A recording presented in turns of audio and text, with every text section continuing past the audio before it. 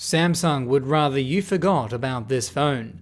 In fact, they did everything to ensure no one still owned one, and for good reason, but as a result, very few still exist. But I own 3 of them, including one that's been rebadged into a different model. It's been 10 years since Samsung unveiled the Galaxy Note 7. It blew away more than just the competition.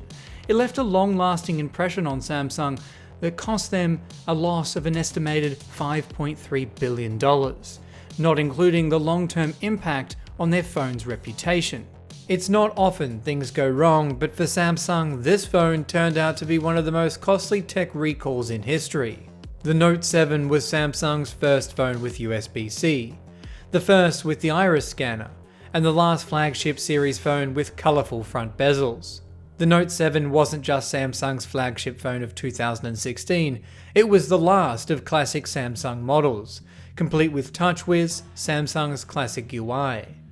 So what went so wrong? And if you'd kept one all these years, how usable is it 10 years on, having never received any updates since it was recalled and issued with an update to brick the phone in late October 2016? For Samsung, it started within just a few days after its introduction, with the first report of a unit spontaneously combusting in Korea.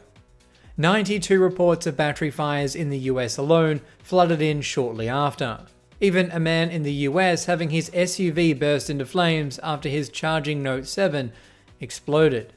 Not even a month after the launch, Samsung offered a voluntary recall. A software update was launched for the Note 7 to help owners distinguish whether or not they had a recall or original unit. The simple change was done to the battery icon, white for original units and green on replacements. Samsung eventually followed up with a software update to automatically install, which limited charging to 60%, with a warning message and call to action to exchange the device. This was the update installed on my silver Note 7 when I first received it. Behind the scenes, Samsung was switching battery manufacturers. But if Samsung wasn't already unlucky enough to be dealing with one battery recall, they were about to get another. On October 9th, Samsung stopped exchanging recalled Note 7 devices due to reports of replacement phones catching fire, just like the original units did. What are the odds not one but 2 separate manufacturers of batteries would have defects causing phones to combust? The layers in the corners were shorting out due to being crushed in manufacturing. The batteries themselves were also installed with little clearance inside the phone. Samsung phones since have had a small amount of breathing room around the battery to allow for expansion. It resulted in a complete cancellation of the phone model 71 days after launch and a recall on the total 2.5 million devices sold in that period. A further update was issued with a 0% charging limit, which essentially prevented these phones from ever working again.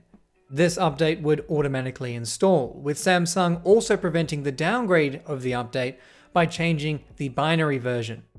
I still remember hearing the announcements that played on aircraft in 2016 that the Note 7 was recalled and not allowed on flights. But some fans of the Note 7 refused to return their device no matter the risk, trying anything to avoid the death update. Many were unsuccessful and eventually caved to the return process, especially considering their expensive new phone would never receive any more updates. Customers were offered refunds or the option to switch to a Galaxy S7 or S7 Edge and have a partial refund for the price difference. My 2 original Note 7s run binary version 2, meaning they never got the death update and are therefore running official Samsung software of the time. I just blocked the possibility of the updates being installed using Alliance Shield, which works without any need for root file access. This was a common process at the time to circumvent the update. I don't know if Samsung still pushes the update in 2026, but I'm not going to find out. They certainly never intended for anyone to still be owning one of these devices. With the security patch of August 2016 and Android version 6.0.1, it's incredibly out of date and probably fairly insecure. As part of the final recall, IMEI numbers were also blocked in the original place of origin. My phones came from the US, so were never blocked on Australian networks. Although, despite this, with no voice over LTE support in Australia, these have been unable to connect to the network since the shutdown of 3G in 2024. Though, despite running such an older version of Android, there are still a few remaining apps on Google Play that still support this version. Android has much greater app support than iOS when it comes to older versions, but still many apps have moved on. My app iTest still supports Android 6 and provides an easy way to test a phone's hardware functions such as the touchscreen, compass, vibration, and NFC to sensors like the gyroscope and compass. It's even able to check for spoofed hardware info, common on cheap no-name Android phones. If you're looking for a way to test all the major functions of a used phone, test it with iTest. Available on the App Store and Google Play.